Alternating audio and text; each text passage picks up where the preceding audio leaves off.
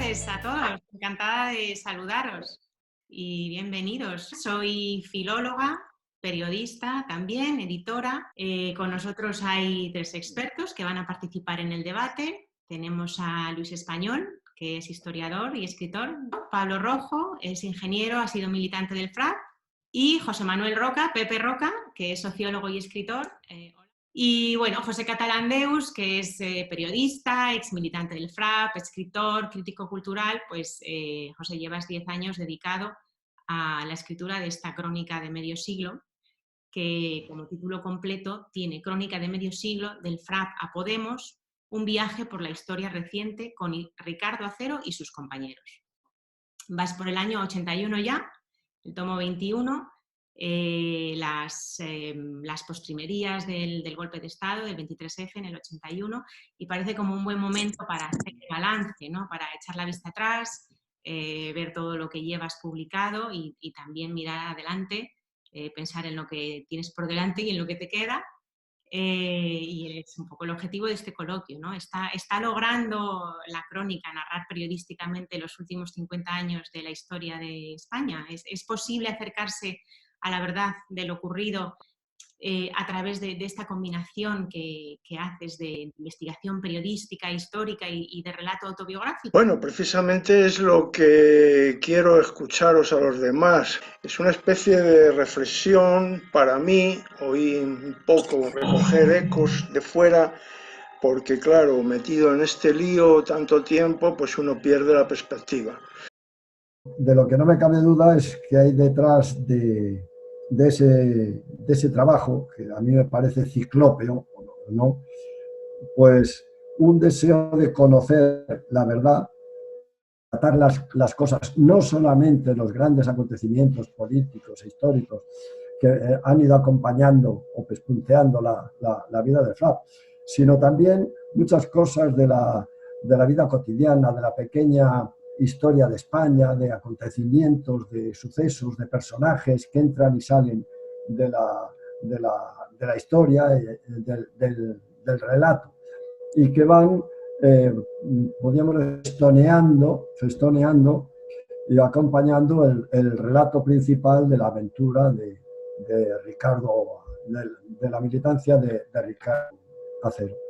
Lo que a mí me parece es que hay cantidad de datos, de vivencias, de bifurcaciones, de interpretaciones, etcétera, en ese trabajo, que el que quiera o quien quiera meterse a estudiar en profundidad lo que ha ocurrido en España durante este medio siglo, ¿no? Va a encontrar ahí una riqueza de información y de datos enorme. Cuando yo hice una pequeña reseña de los volúmenes que me dejó José, pues tuve que hacerme una especie de croquis, ir siguiendo, etcétera, porque el planteamiento es complejo. Claro, es complejo, pero es enormemente rico. Claro, es enormemente rico. ¿En qué desembocará?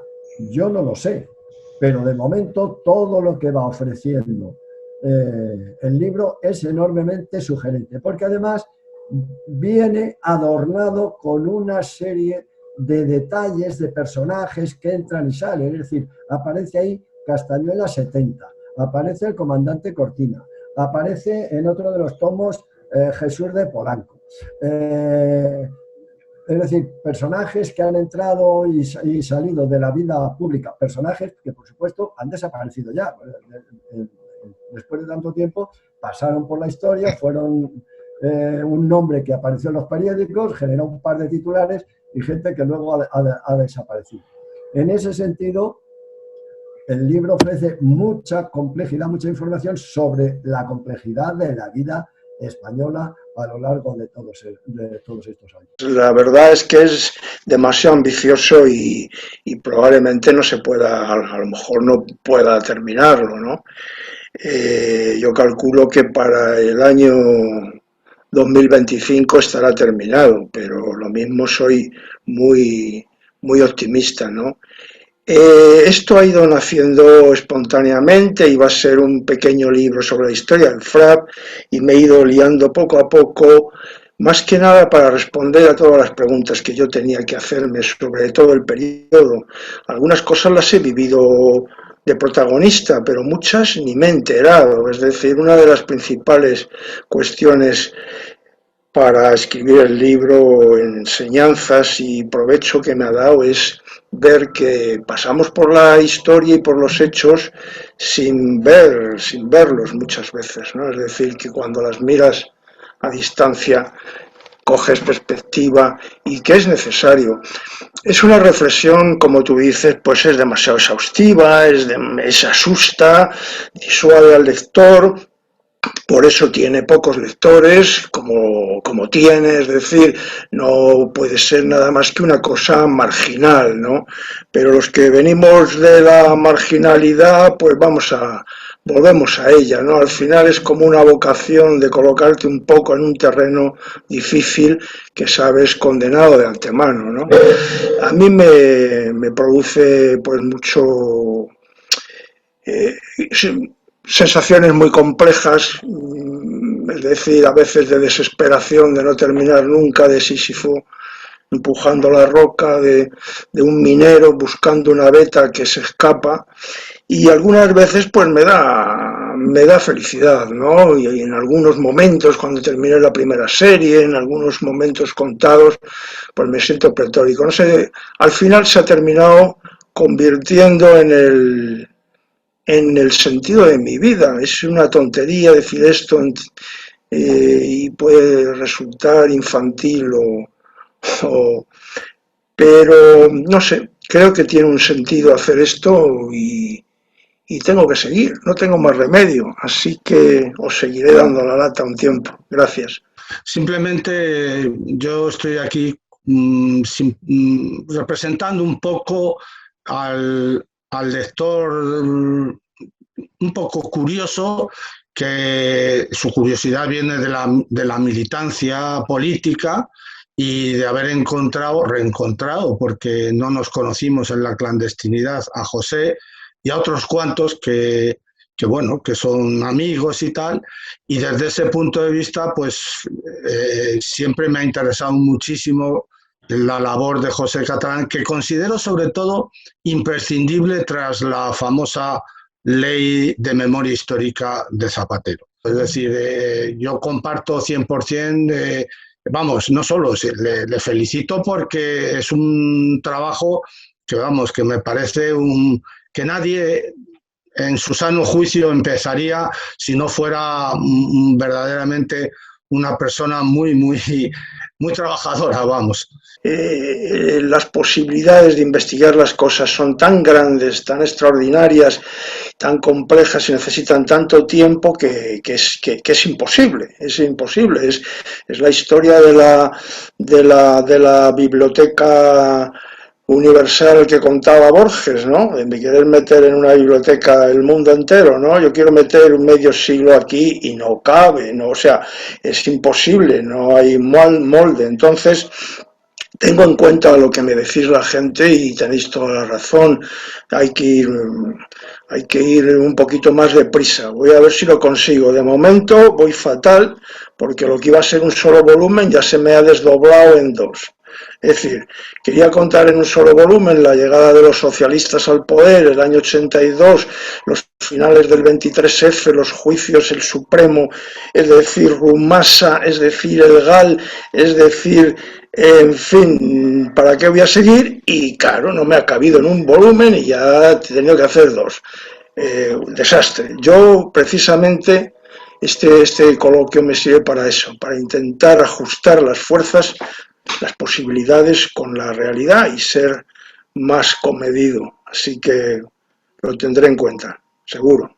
Para mí es de verdad un honor estar en vuestra compañía y en la de estas personas, que son todas personas con un conocimiento muy superior al mío de lo que es la historia de la izquierda española, una historia además crítica y autocrítica, porque yo creo que de entrada lo primero que hay que subrayar en la obra de José Catalán es que se trata de una historia crítica. de una historia autocrítica también, lo cual es un aire fresco para las neuronas, ¿no? Porque hay muchas personas que dan la sensación de que van pasando por la historia y por la vida sin tener nunca, no ya que arrepentirse, sino reconsiderar el pasado, ¿no? Reconsiderar sus actitudes, darse cuenta de lo que han hecho, si estaba bien, si estaba mal, si les parece ahora con sus criterios de hoy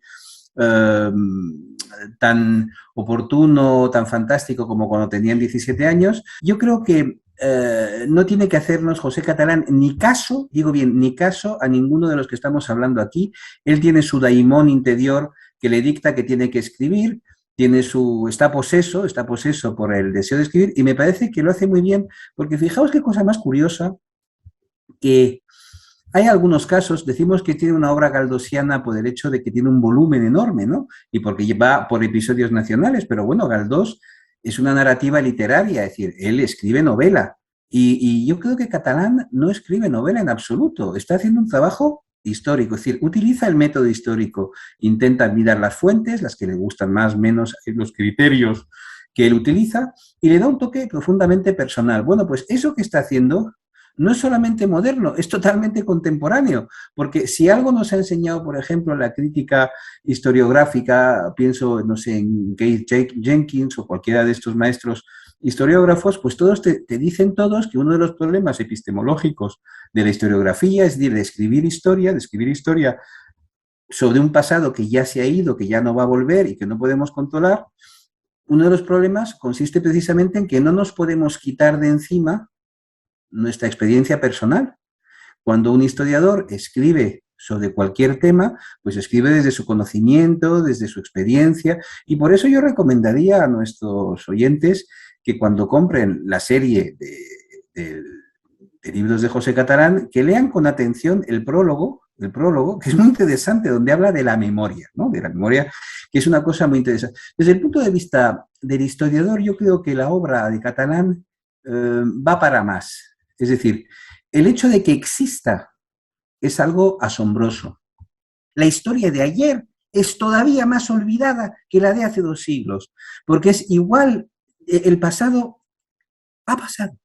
Entonces, ¿qué es lo que pasa? Que Catalán tiene una ventaja enorme, la ventaja que tenemos todos los que escribimos cosas hoy día, que los medios técnicos, el acceso a archivos, el acceso a hemerotecas digitales, pues te permite reconstruir esa narración que es la historiografía, no es más que una narración, es el trabajo del historiador. Le agradezco a Luis que me eche un capote en mi polémica con los historiadores. La crónica periodística tiene un sitio muy importante en el análisis del pasado, entre el trabajo académico que ellos hacen y esas cosas que hay por ahí, que es la novela histórica, que todo lo cambia y tal, ¿no? La crónica periodística es un género literario que va a ser el género de nuestro tiempo, y yo creo que tiene muchas cosas que aportar. Por lo demás, también valoro que valore el contenido de autocrítica. Eso es también una de sus facetas, yo creo, más destacables.